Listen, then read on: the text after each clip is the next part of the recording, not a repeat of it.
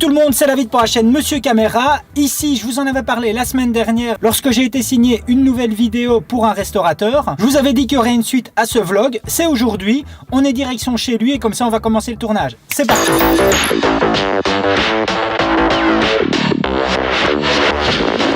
Voilà, je viens d'arriver à l'instant, donc on va filmer l'ensemble. Au niveau matériel, c'est très simple. J'ai le Sony A7S II. Au niveau des objectifs, j'ai le 16-35 avec lequel je suis en train de filmer. Le 16-35, il va principalement être utilisé lorsque je vais faire des plans de mouvement avec la glide cam.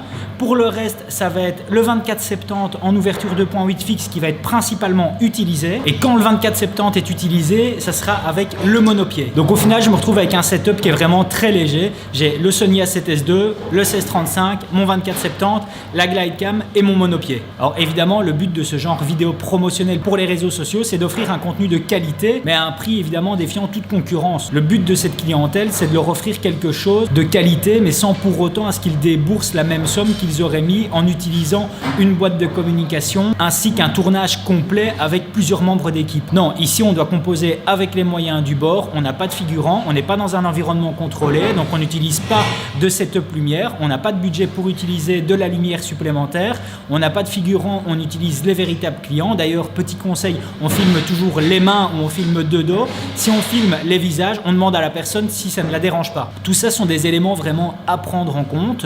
Donc les éléments à filmer, l'environnement, le produit ainsi que le service, ça c'est les 3 points clés. On les retient bien et on essaye de mettre tout ça en valeur. On respecte évidemment un format au niveau du timing. On ne dépasse pas 40 secondes pour les réseaux sociaux. Dès qu'on dépasse 40 secondes, on va perdre un certain temps d'audience, donc ça sert à rien de développer une vidéo plus longue. Et puis de toute façon, le contenu d'information est très bien sur un timing de 40 secondes. Donc voilà, c'est parti, je vais commencer à shooter, préparation pour mettre le produit en valeur et puis après on va composer avec le reste.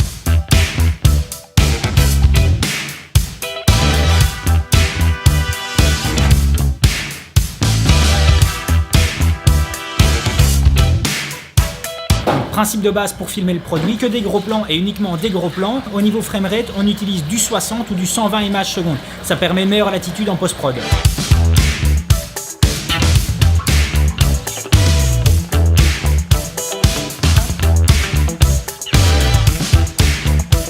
Dès que les produits sont filmés, on commence à s'occuper de l'environnement. On s'attarde vraiment sur des détails, sur des petits endroits, 1 ou 2 grands angles. Mais après, on s'attarde vraiment sur des petits détails, des petites inscriptions, des petites décorations, murs ou autres. Et l'idéal est vraiment de capturer tout cela dès qu'on a de l'activité. Donc, c'est-à-dire arriver dans un service, arriver en plein milieu d'un service. Comme ça, on a l'activité des clients qui est présente.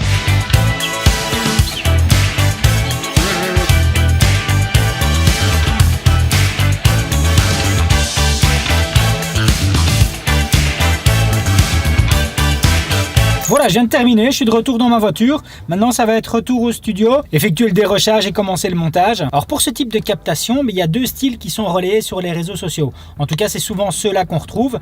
Il y a ceux qui désirent faire un montage vraiment esthétique et quelque chose de super beau à voir.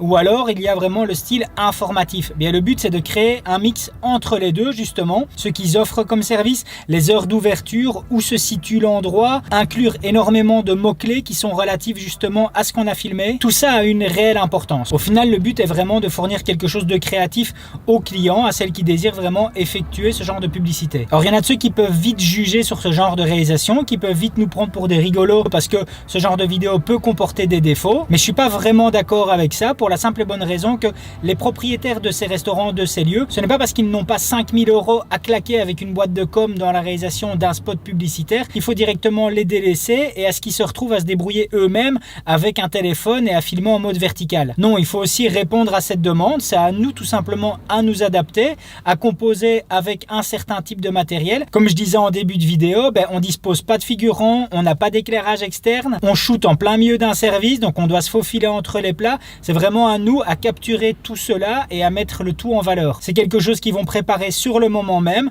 Ils vont pas commencer à préparer cela pour nous et puis le mettre à la poubelle. Non, c'est quelque chose qu'ils préparent et qui va directement être vendu dessus. Donc voilà, donc c'est vraiment une toute autre logique. Maintenant, en mettant un système en place, donc vraiment un cahier des charges à respecter, c'est tout à fait faisable et on peut vraiment offrir un service de qualité à un prix qui défie toute concurrence. Je trouve que c'est vraiment important en tout cas de montrer ça parce que le monde évolue, les réseaux sociaux sont présents, on doit offrir quelque chose de différent à un prix qui correspondra à un package bien précis. Et à nouveau, ce n'est pas parce que la personne n'a pas 5000 € à claquer avec une boîte de com qu'elle doit se débrouiller elle-même avec son cell phone en mode vertical. Voilà, la vidéo est terminée. J'espère que je vous ai pas semblé trop fatigué à l'écran. J'ai eu un tournage qui s'est terminé relativement tard hier. J'avais la captation d'un after movie qui s'est terminé plus ou moins vers 2 h du matin.